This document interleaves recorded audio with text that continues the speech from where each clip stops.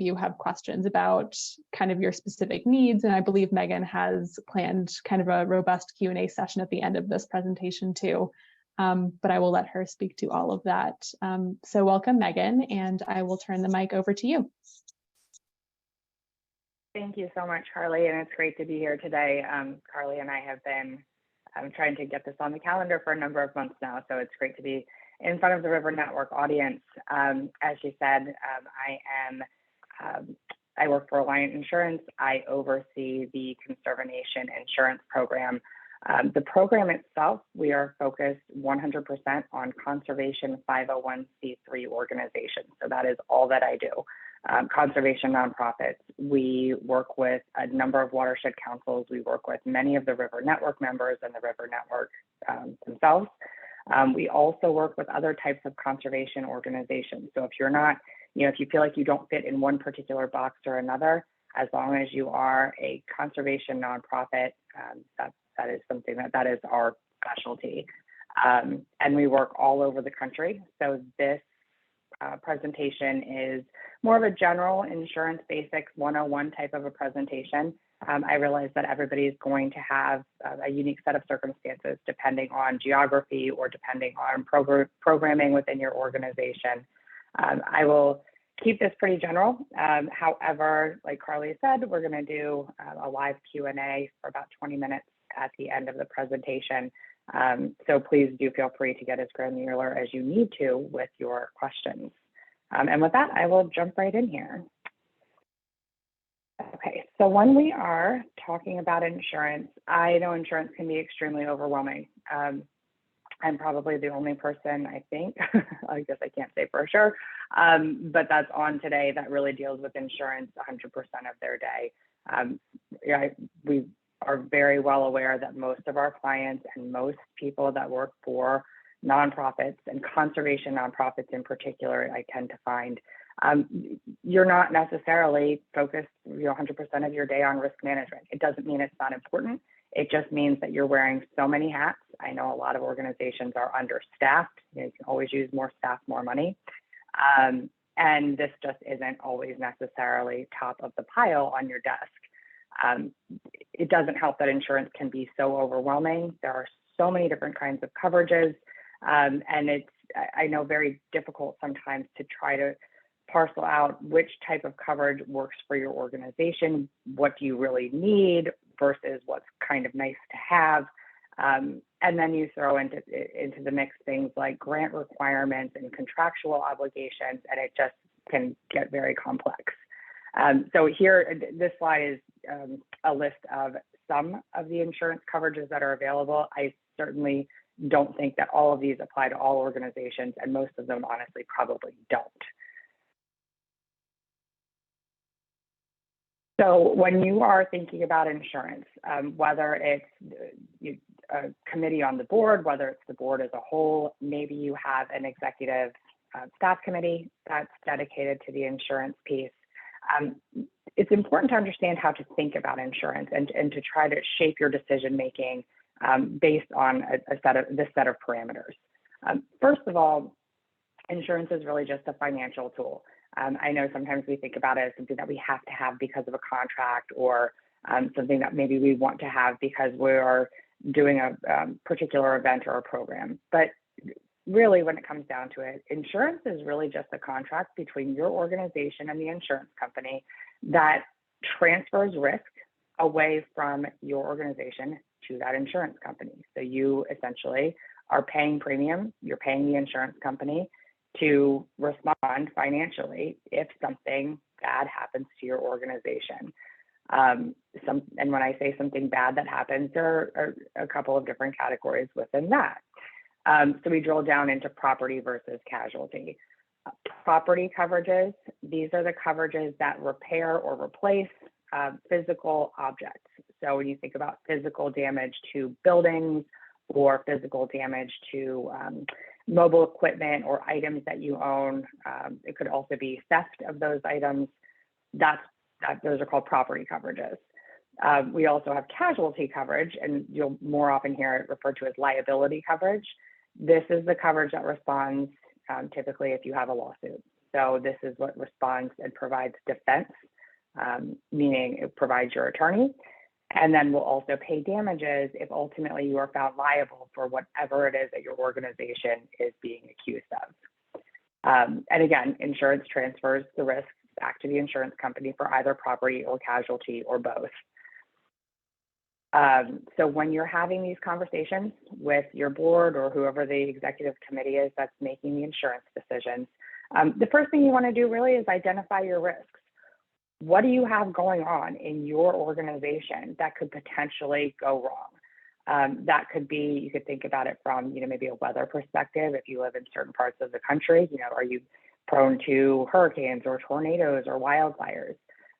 You can think about it from a programmatic perspective.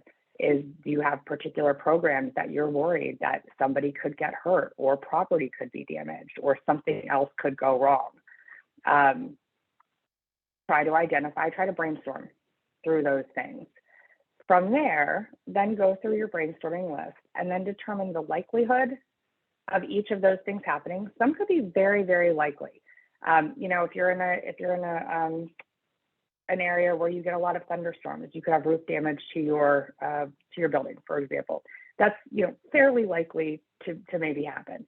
But then also look at the potential severity. If that were to happen, is that something that you, and not necessarily always the roof scenario, but whatever you're thinking about, is that something that you're concerned that your organization would not be able to absorb financially if you needed to either defend yourself in a lawsuit or you needed to replace a piece of property or otherwise pay out of pocket? So again, identify the risks, then determine the likelihood and potential severity and decide whether it's a risk you want to keep on your books or something that you want to purchase insurance to try to transfer that risk away. And then also the in-between factor is, what can you do to mitigate that risk? What can you do to make it less likely that whatever you're concerned about would occur, or to reduce the potential severity if you can't fully mitigate the risk? And the last thing that you're going to want to think about, or the way that you're going to want to think about insurance, is to remember that insurance protects the organization and its people. This is really, really important, because a lot of times when I speak with clients or potential clients, I get questions about how to insure a thing, or how to insure a place, or how to insure a program. We're having a special event, I need insurance for the event, or we're being donated a parcel of property, I need insurance for the property. And while that's a very common way to think about insurance, it's not the correct way to think about insurance. What you really want to think about is how to protect your organization to include those other exposures. So how do I protect my organization in case something bad happens at the event? Not how do I insure the event itself? Or how do I protect my organization in case somebody is injured on a property that we're considering purchasing? Not how do I insure the property itself? We'll get into that a little bit more here as we get into particular coverages. But something else that is important to understand, I think is probably helpful to understand when we're talking about insurance, is to understand how the carriers, so the insurance companies and the underwriters, how they think about you and your organization.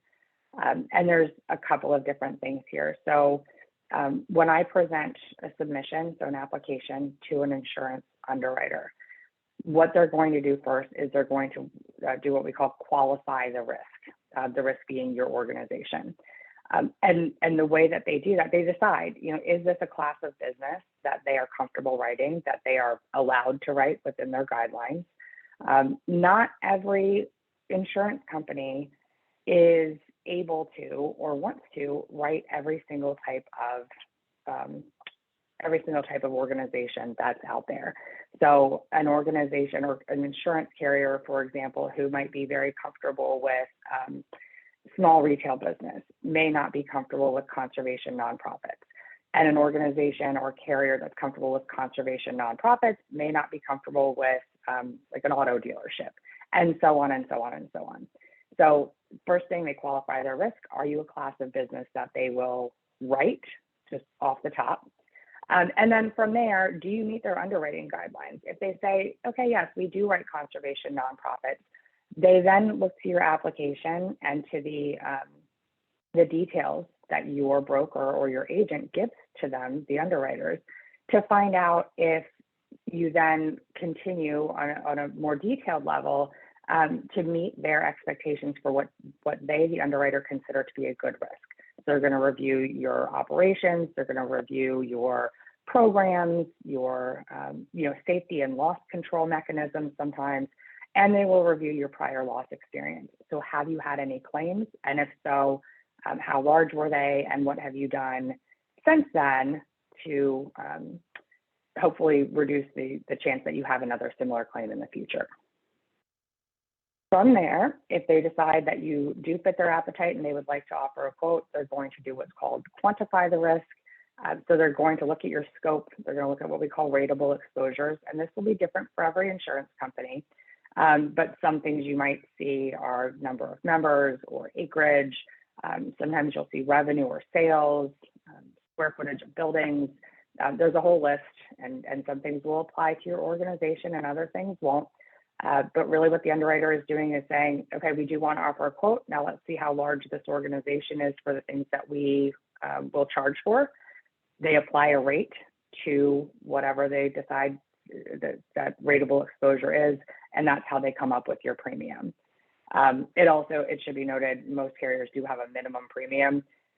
So even if you're very, very, very tiny, it's highly unlikely you're going to get a policy for, well, it's impossible really, for $25 or $50 or something like that. Even if you really have not much going on, there are minimum thresholds to meet, so just keep that in mind.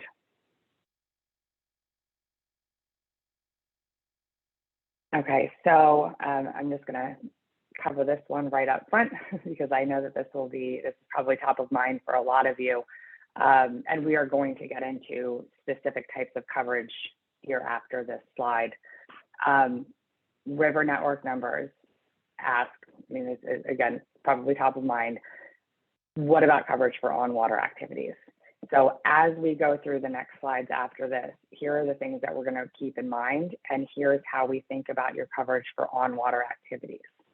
And it should also be noted that there is more than one policy that might apply to your particular on-water activity, depending on what you have going on. And certainly, please feel free to throw questions in the chat or pipe up in the Q&A towards the end, and I'll answer those the best I can.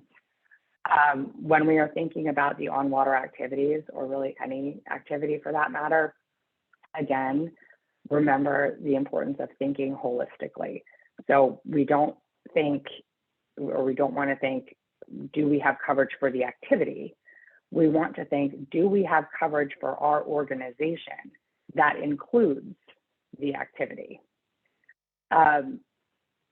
From there, you want to think about what are the risks. So again, this is sort of qualifying. What could happen at that activity or at that event that you're concerned about? Are you worried that somebody's going to get hurt? Are you worried that property is going to be damaged? If you're worried that somebody's going to get hurt, who could potentially be hurt? Is it somebody on staff? Is it one of your volunteers? Are you worried that one of the participants could be injured? Are you worried that a passerby could be injured? All of those scenarios don't necessarily fall under the same type of insurance. So these are things you're going to want to talk through internally, and then also talk through with your broker. Your broker or your agent should be able to have these conversations with you and to kind of help shape your thinking if you're having difficulty, because it does get very complex, and I know you can go down certain rabbit holes on certain types of hypothetical questions. After you go through, try to identify the risks as best you can, are the appropriate policies in place? Again, there's not one policy specifically that is going to cover all water activities. It really depends on what your concern could happen, and we back into coverage from there. Assuming that the first three items here have been taken care of. We've thought about it from the organizational perspective, we've identified the risks, and we have decided the appropriate policies are in place. Was the activity disclosed to underwriting? Now, you as the client won't be speaking to the underwriter directly. That will have to come from your agent or your broker. But did you disclose the activity to your agent or broker? Unfortunately, sometimes, and I've never run into this happening on purpose, sometimes people forget to tell us that they've added a new activity or a new program. If you don't tell your brokers, they can't run it by the underwriter, or they can't check your policy and advise appropriately. So just make sure that you're having an ongoing conversation. You've got open communication with your agent or broker about things that are different. So not necessarily every single day telling them what's going on, but if you change something, if you add something. And then did your broker disclose those activities to underwriting? Because if your broker doesn't disclose it to underwriting, and underwriting for the insurance company is not aware of what you're doing, that could be problematic if you have some type of incident or occurrence arising from that activity, if the underwriter is surprised that activity was going on in the first place.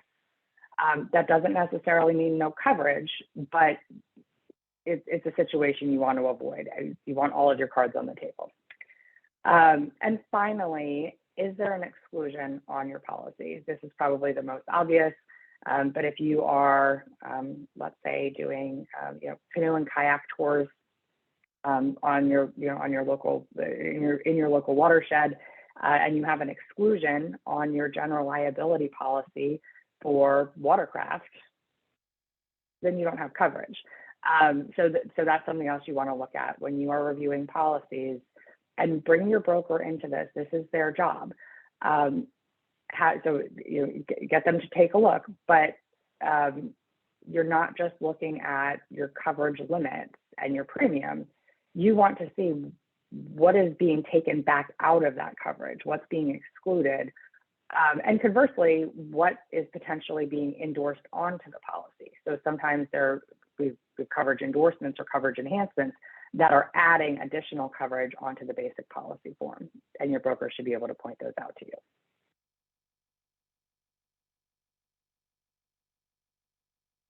Okay, so as we get into the actual coverages here, there are 3 different coverages that I always advise nonprofits, regardless of how big they are, regardless of what they have going on day to day, and regardless of what their budget looks like. There are 3 coverages that you should strongly consider if it is at all within budget. First is general liability coverage. The second is your directors and officers policy. And then third is your volunteer accident coverage. I'm going to take the first 2. I'm going to sort of go back and forth on general liability and directors and officers. And I really think the first 2 are the most important, with accident coverage coming in a close second. It's important to understand for general liability and for directors and officers liability, both of these policies should be covering the same 4 groups. I'm going to repeat this a couple of times, so bear with me, but it's important. Both should be covering the entity itself. Both should be covering the board of directors. Both should be covering your employees or your staff, and both should be covering your volunteers.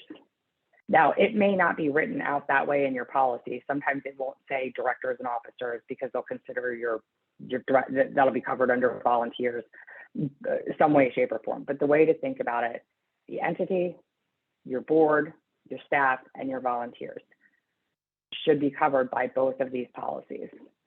Now, the difference is, what do the policies cover those 4 groups for? The general liability is covering or is responding to bodily injury and property damage claims or allegations coming in from third parties.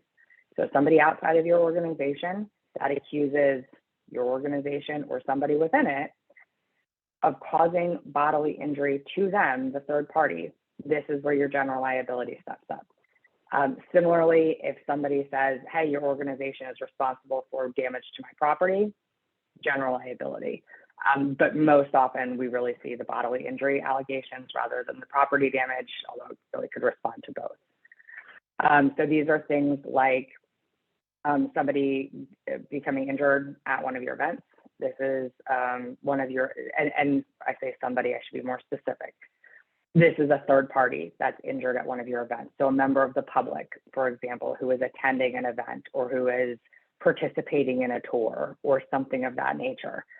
If they are injured and they accuse you, or a passerby for that matter, and they accuse your organization of responsibility for their injury, your general liability coverage is a policy that will step up, defend, meaning get an attorney for you. And then ultimately, as we go through the legal system, if it turns out that your organization is in fact legally liable for whatever you've been accused of, the policy would then also pay damages to the plaintiff. Your directors and officers coverage, again, same four parties, entity, board, staff, volunteers, responds to different kinds of claims. This is what's going to respond to management liability claims. So these are things like errors or omissions in the decision-making process from the board. This is breach of fiduciary duty to the nonprofit. This could be neglect of duty to the nonprofit. This could be, we've seen things like mismanagement of grant funding. Directors and officers will often respond to that type of allegation. And if any of you out there are engaged at all in conservation easements, very often if there is a dispute between the landowner and you as the easement holder, if you find yourself on the defending side of that lawsuit, so the landowner sues you because they disagree with your decisions, that is almost always going to be a directors and officers lawsuit as well. Something that's important to note, a directors and officers liability policy will not respond to a bodily injury allegation, even if that bodily injury allegation is directed specifically at the board. It does not matter. Bodily injury is going to be your general liability coverage. So hopefully that clears up any confusion, because I get that question a lot.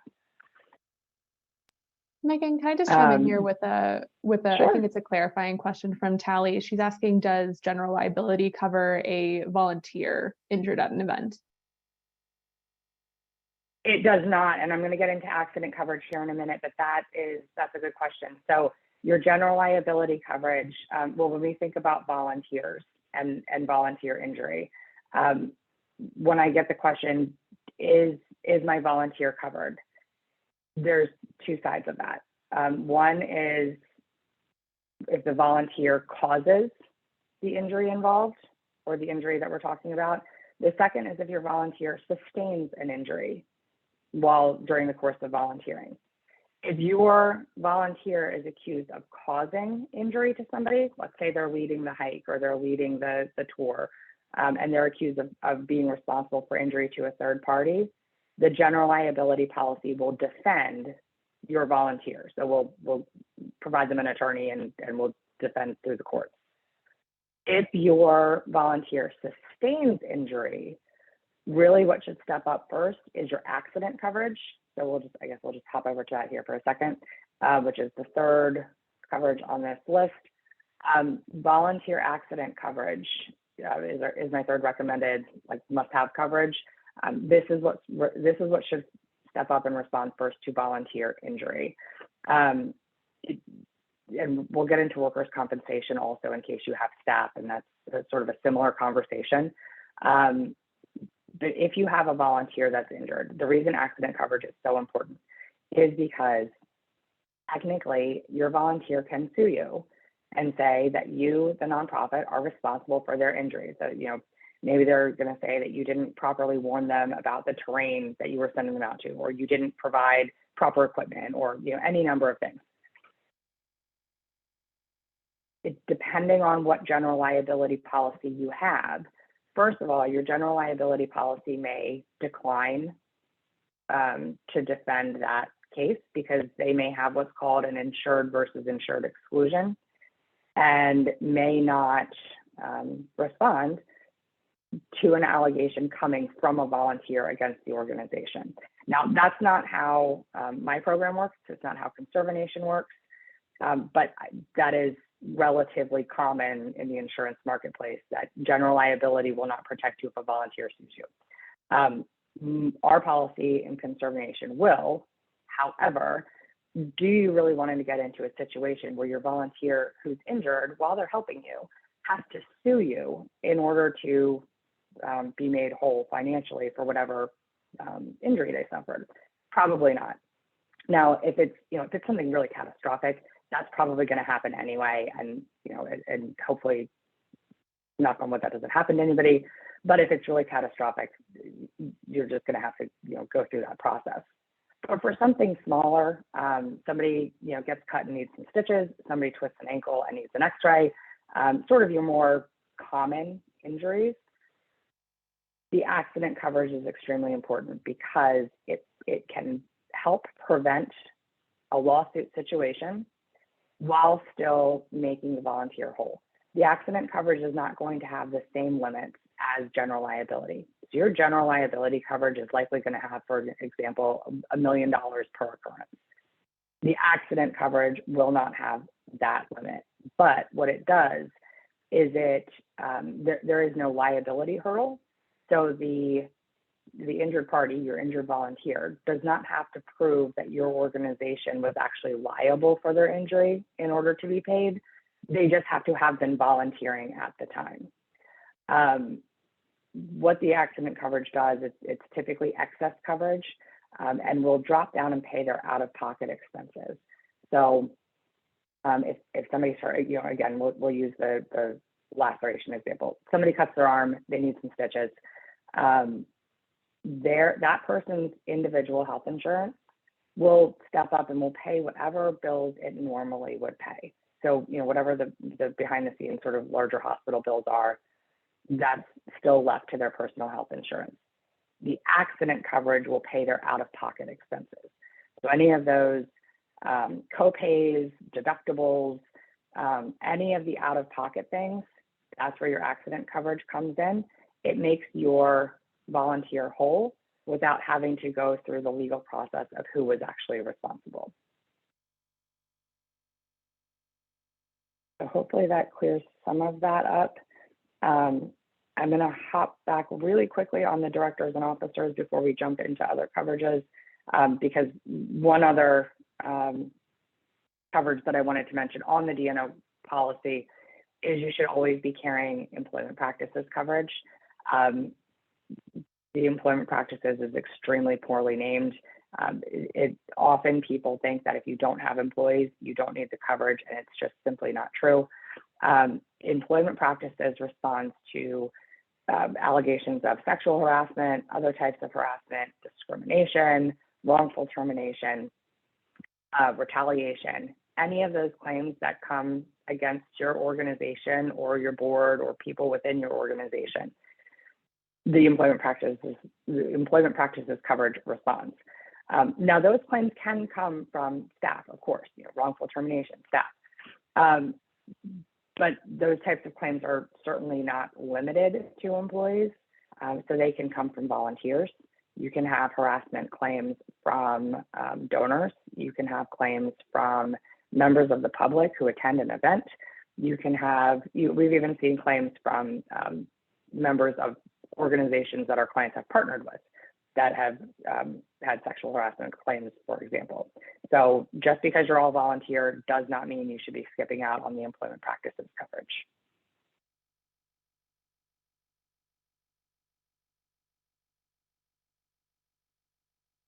Okay, so those were the three must-haves. Additional coverages, we're going to get into a few of these here.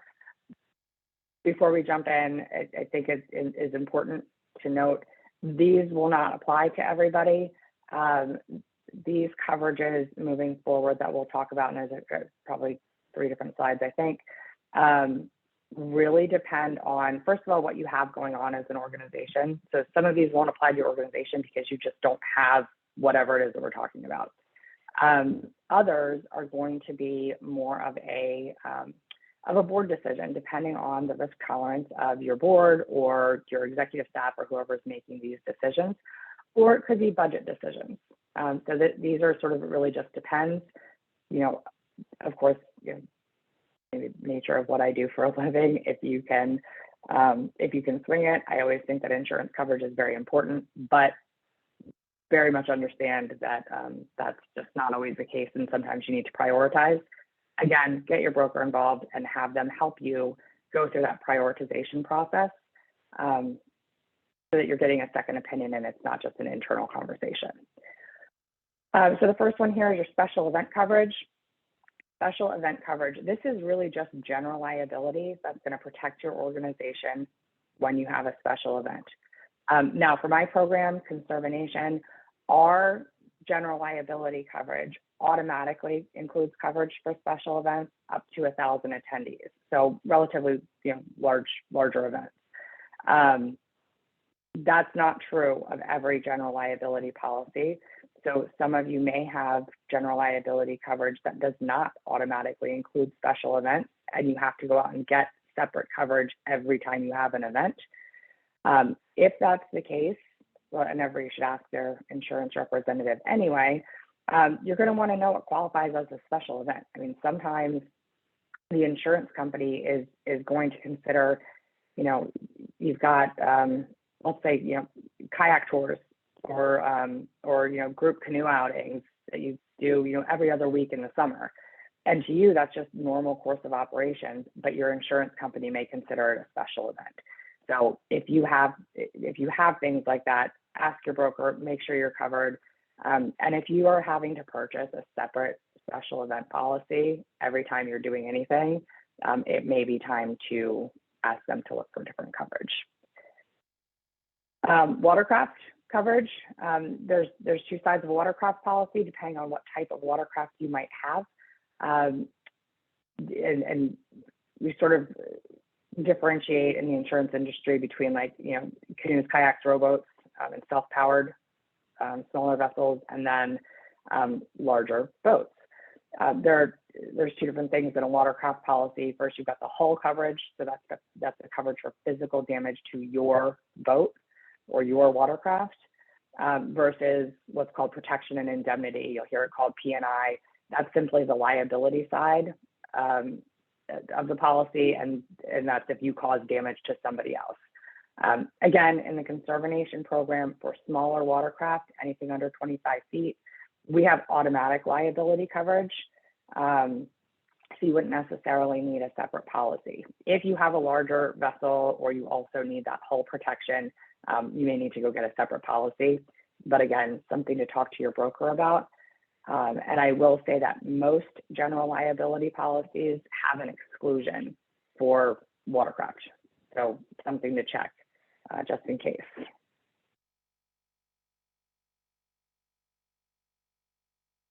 Okay, a few other important ones here.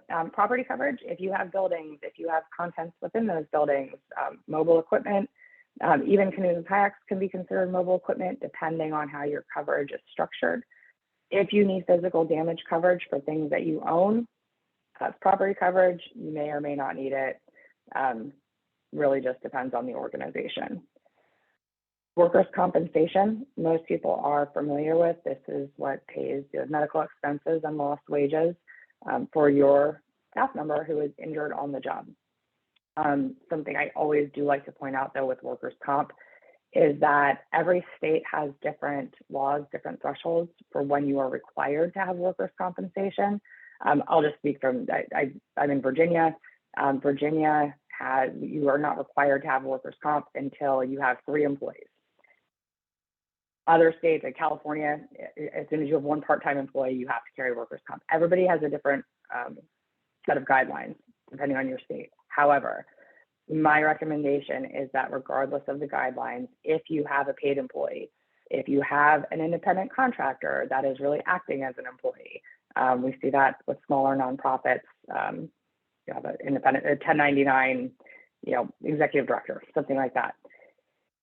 Carry workers' comp regardless of what you are legally required to do. If that person is injured, Again, you don't want them having to sue your organization because you didn't carry workers' comp.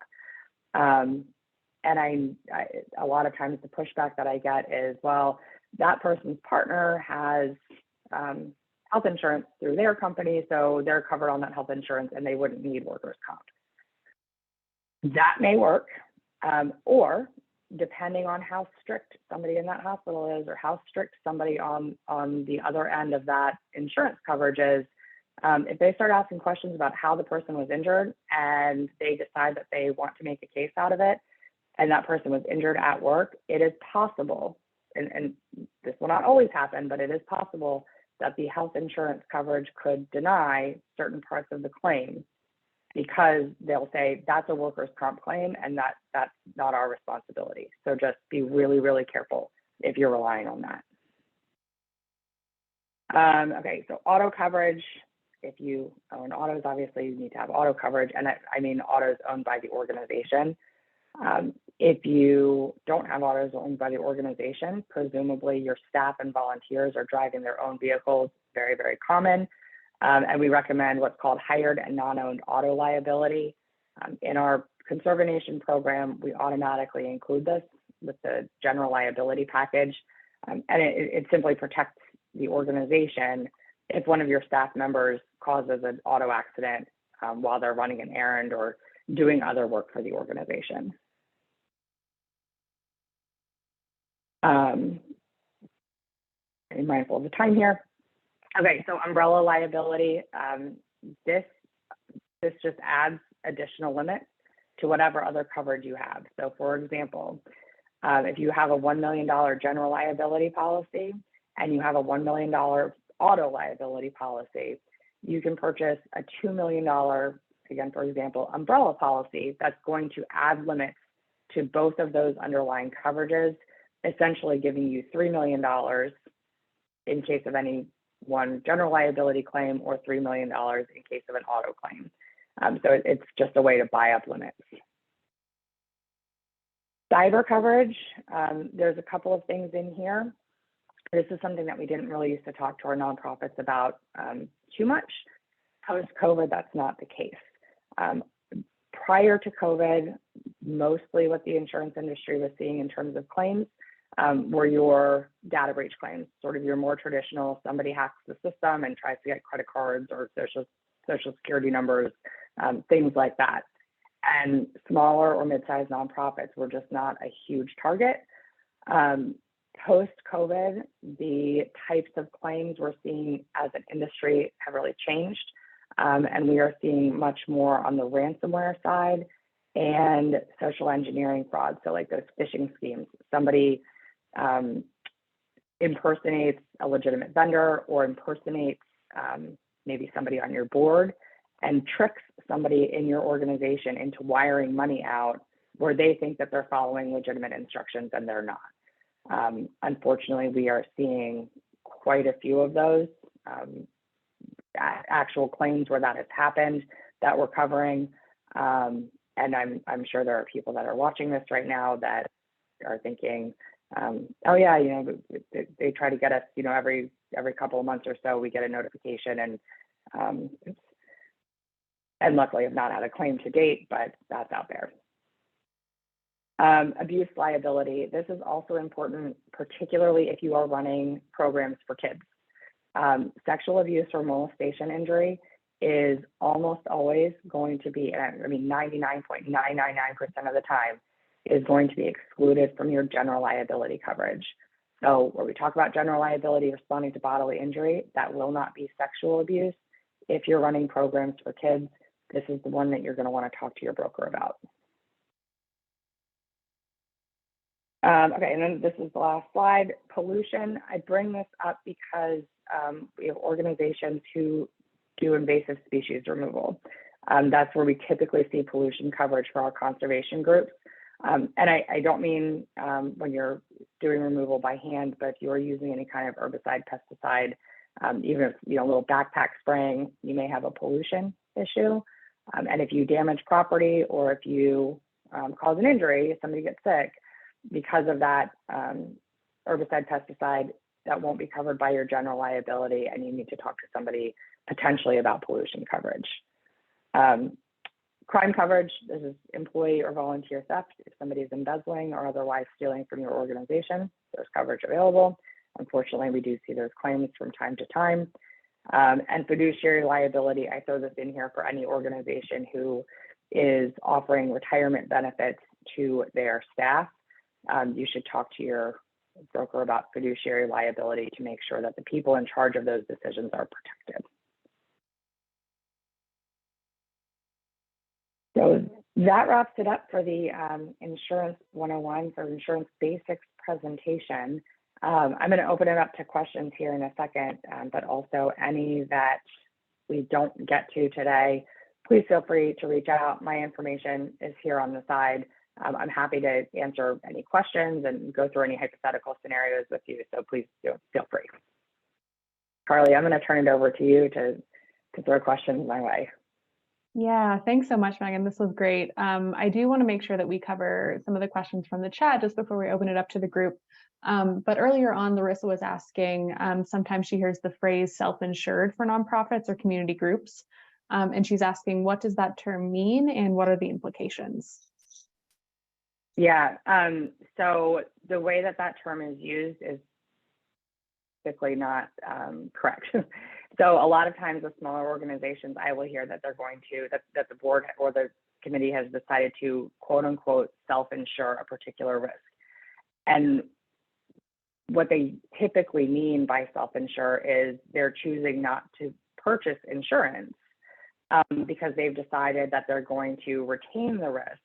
And if something happens, that they wouldn't rely on insurance and they would just pay out of pocket.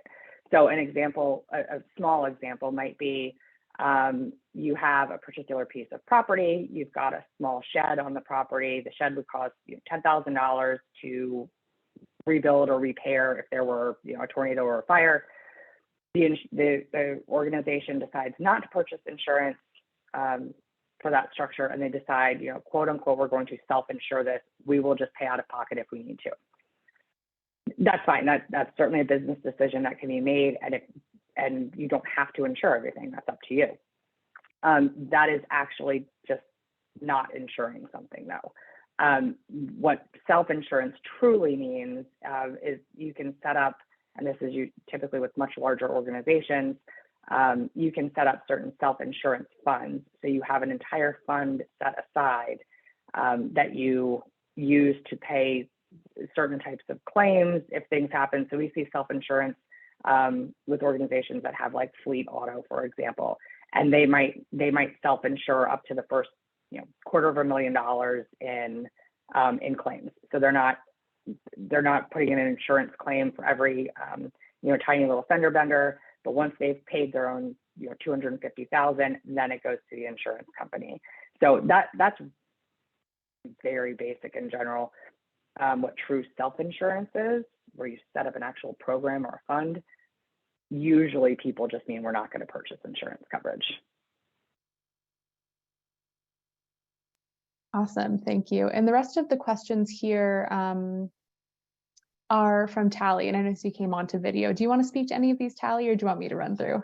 Yeah, no, I appreciate that. Thank you. Or it doesn't look like we're a gigantic group. So really quickly, I'm with the Pennsylvania Organization for Watersheds and Rivers, Megan, and we offer, the reason I'm on is mostly because we offer what's called an umbrella general liability insurance program for our organizations. And I've listened to a webinar on our own sort of underwriter talking about it, but you definitely covered some things that made me go, wait a second, what? And I don't run the general liability insurance, and that's a colleague of mine, but there were a couple of things you said that I guess I didn't realize. So again, going back, and I apologize for asking what seems like the same question twice. I just want to make sure I really understand so I know what to convey to our people. So if a small, all volunteer watershed organization is hosting a tree planting, either on private property or a school or a municipal park, whatever, it doesn't really matter, I don't think. And the only people there are like 10 volunteers that come and plant trees. And somebody gets injured, whatever, a shovel hits somebody, minor injury, does require an x-ray, maybe requires a visit, urgent care, whatever. that's not covered by general liability because they're not considered a third party. So it's not like volunteers invited students and then one of the students got hurt, but the only people on the property doing the tree planting have signed up as volunteers with the organization. And you're saying that that's not covered by general liability, but that you would need volunteer accident coverage for that. Yeah, typically that's correct. So everything that you just explained and explained back, you've got it. Now, I don't know what your policy specifically says. Okay. So definitely ask. And there may be like a little, $5,000 throw-in coverage for, medical expenses for volunteers. That could be the case, but again, it's your $1 million or whatever you have general liability policy really is not intended to cover for volunteers. And if it does, remember that it is a liability policy. So that means that the plaintiff or the complaining party has to show that your organization was legally liable for their injury in order for the policy to pay out. What's going to happen is if they come and they try to make a claim, your insurance company is going to get you an attorney and is going to defend and say, okay, let's figure this out. Were you actually responsible, or did the person, show up drunk and not pay attention to instructions? And it's obviously an extreme example, but so it's not just going to cover, and you're saying that it's not just volunteer accident will more easily cover out-of-pocket expenses without going through the justification, proof of liability, et cetera.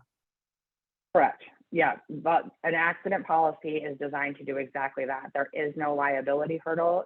They do not have to prove that you were responsible or liable for their injury. Now you'll have to stipulate that the person was actually volunteering at the time of the injury, of course. But as long as they were volunteering, that policy should pay out. Again, it's not $1 million limits. It's not intended to be this massive, catastrophic policy, but it really does do a fantastic job of that interim coverage for your more common injuries where somebody might need to, run to the ER or to urgent care. Okay. And then, sorry, one more question. And I think this is kind of obvious too, but I just want to make sure. So if a Watershed organization owns, I don't know, a couple $1,000s worth of water quality monitoring equipment, and it sustains an injury in use, equipment, you know what I mean? Like something happens to the equipment. That's also, that would need to be covered under separate property insurance, because that's property that the nonprofit owns. Even if it's an all volunteer nonprofit, the nonprofit still owns the equipment, and any damage to that needs to be repaired or replaced that's covered by property insurance, not again by general liability insurance. General liability insurance would be like, say, an organization goes to the library and breaks 3 chairs or tables or something, and the library says, hey, you ruined our property. Yes, you've got it exactly correct. The only thing I'm going to add to that explanation, which was perfect, is for things like water monitoring equipment, there are different types of property coverage. So you may have just a straight property policy, or you might have this covered under what's called mobile equipment coverage, or you might have it covered under an inland marine policy. All of those are just different types of property coverage. But you are correct. It's not general liability coverage because that is for third party damage. The library example was perfect. So you need some type of property coverage to respond if you have damage or theft to property that you own. So again, property, you might hear it called inland marine, mobile equipment, something along those lines. And then finally, one more thing. I'm sorry, I'm taking this away from everyone, but so again, I've seen where people that are covered under our general liability, when they have an event somewhere, they have to request something called an additionally insured form or something. Did you cover that? I thought I knew what that was, but now I'm feeling like maybe I don't. Yeah, sure. And please don't apologize for asking questions. Like this is the best part. So additional insured, that's very, very common. Most of you have probably run into this at one point or another. Usually when you have to ask for an additional insured endorsement or additional insured on a certificate from your insurance company, it's because somebody is asking you to do that. So that could be a property owner, that could be a venue owner, that could be an organization that you're partnering with on a project. All that means when you are offering additional insured status to a third party, all that means is that you are agreeing, and your insurance company is agreeing, that if your organization causes some type of incident, causes property damage, causes an injury, usually injury is really the thing again, but if your organization is responsible for something during this, quote unquote, joint venture, or while you're using somebody else's property, if you're responsible and that other party is pulled into the lawsuit with you, but it's really your fault, it's your negligence, that your insurance will step up and defend them from the things that you did. So if you're like hosting an event, for example, at a venue owner might say, hey, listen, really need to be added as additional insured. This should not be a big deal. Ask from your insurance company. This should be very, very easy. So anybody who's having difficulty with it, that's kind of a red flag. But in those cases, all the venue owner is saying is, listen, if you're hosting, I'm going to say a festival, I realize that's probably large, but if you're hosting a festival and somebody, attends the festival and they fall and they break their leg, that person is probably going to sue you as the event host. They're going to sue the venue owner. They're going to sue whoever they can.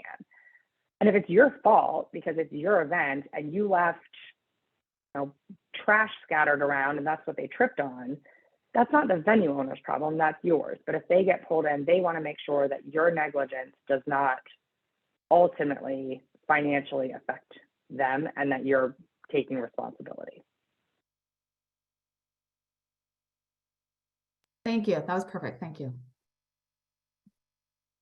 And no, it's not hard to get. It's a form, it gets signed. I've seen people turn it over in 24 hours. So thank you. Perfect.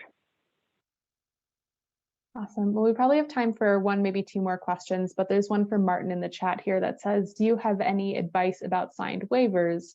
So for example, for volunteers on a trash day cleanup, will insurance companies lower rates if they believe you are assiduous in getting waivers signed? Yeah, so I'm going to take that a little bit backwards. Typically, the insurance company is not going to lower rates because of waivers. However, they might be willing to offer coverage that they weren't previously willing to offer if you sign waivers, or if you have waivers signed, I should say. My personal recommendation on this is always, if you can get waivers signed, it's a great idea. It's recommended. It is, at least by our program, Conservanation, it is not required. Although I do know of other insurance companies that do absolutely require waivers, and they will not even bind coverage until we provide a copy of our insured's waiver. They won't give the coverage. So whether or not you're required to have them really depends on your insurance company. Now, even if you're not required to have them, I still recommend to my clients that if it's possible and when it's possible, that you do have participants sign or volunteers sign waivers. The reason I recommend it is not because it can, it's not ironclad, right? It can't prevent a lawsuit. It doesn't necessarily get something thrown out of court. But I do think that having waivers signed can potentially dissuade somebody who might be considering a frivolous lawsuit if they've signed a waiver. I do also know that waivers can be used in your defense if we do have something that goes to court.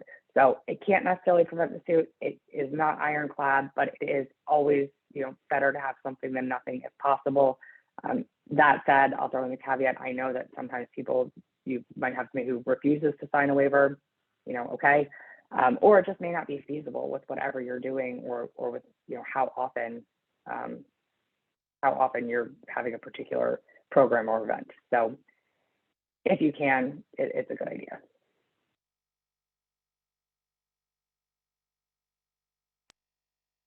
Awesome. Nothing left in the chat, but one last call for if anyone wants to come off mute and ask a quick question. Oh, does River Network have template waivers for various types of events? I believe we did at one point. Let me check and I'll get back to this group. I also, Carly, if River Network doesn't, I don't have template waivers, but I do have template indemnification language or hold harmless language that you can use to put into your waiver. So if that's helpful, if anybody wants to reach out, just reach out to me directly and I can pass it along. That would be wonderful. Thank you, Megan. All right. Well, I'm not sure if we have time for, well, let me just call for any quick questions if anyone wants to come off mute.